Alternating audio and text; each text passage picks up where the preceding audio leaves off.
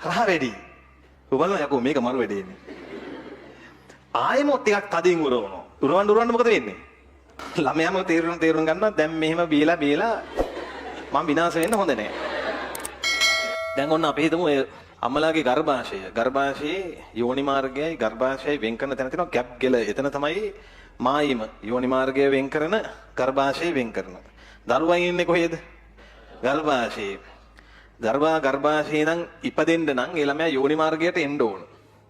යෝනි මාර්ගයට එන්න නම් අර මායිම තරණය කරන්න ඕන. මොකද්ද මායිම කිව්වේ මම? ගැප් ගෙල. නේ? මෙහෙම ඉන්නේ ගර්භාෂයේ. යෝනි මාර්ගයේ මෙතන ගැප් ගෙලක්. මෙතන තියෙනවා සීල් වෙලා තියෙන මේ ගැප් ගෙල. දැන් ප්‍රසූතියේදී මෙන්න මේ ගැප් ගෙල තරණය කළ යුතුයි. මේ තියෙන ළමයාගේ ඔළුව. ළමයා ඔළුව පැත්තෙන් තමයි ඉස්සලා ඉන්නේ. ඒතර මේ ඔළුව තෙරපෙන්නේ මොන ගෙලටද? ගැප් ගෙල. ටික මේ ගැප් ගෙල මොනව වෙනවද? ඇදෙනවා. ඔළුවේ තෙරපීම නිසා. ඇදෙනකොට මේ ගැප් ගෙලේ තියෙන ප්‍රසාරණය වෙන තරම දැනගන්න ප්‍රතිග්‍රාහක. ඇදෙන තරම දැනගන්න ප්‍රතිග්‍රාහක. අපි කියනවා ඒකට ප්‍රසාර ප්‍රතිග්‍රාහකය. මතක තියාගන්න. ඔය ප්‍රසාර ප්‍රතිග්‍රාහක වලින් ෂණිකව ආවේගය යවනවා හයිපොතැලමසට. හයිපොතැලමසට නටුවකින් සම්බන්ධයි පිටියුටරිය. පිටියුටරියේ තියෙන අපර කණ්ඩිකාව. කොබලන්ට මතක් කරමු අපර කණ්ඩිකාවේ හෝමෝන දෙක. ADH ඔක්සිටොසින්. කවුද නිපදවන්නේ? හයිපොතැලමස. ස්‍රාවය කරවන්නේ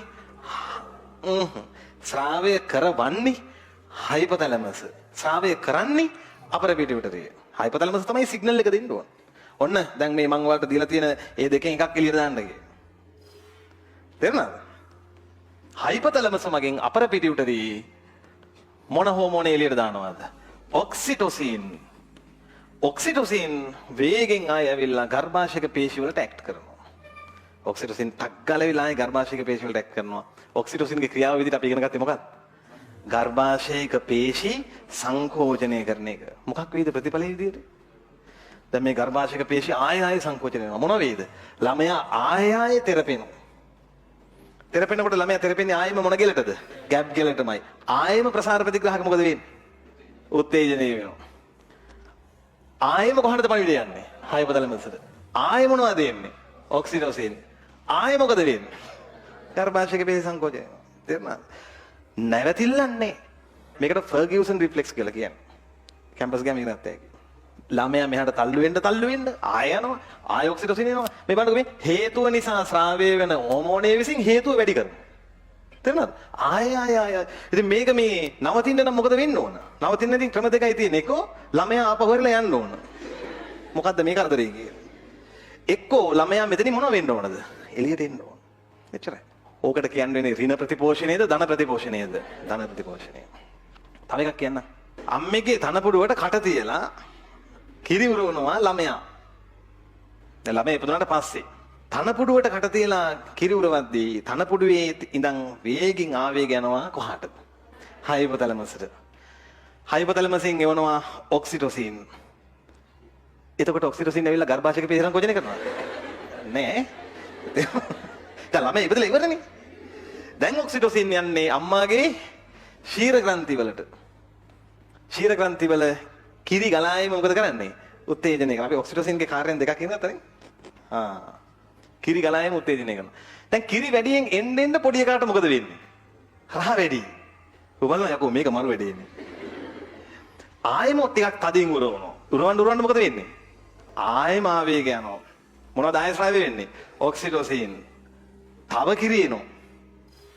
ආයෙ උරවන. තේරුණාද? අන්න එහෙමයි. ඉතින් මේක නවතින්නේ කොයි වෙලේද?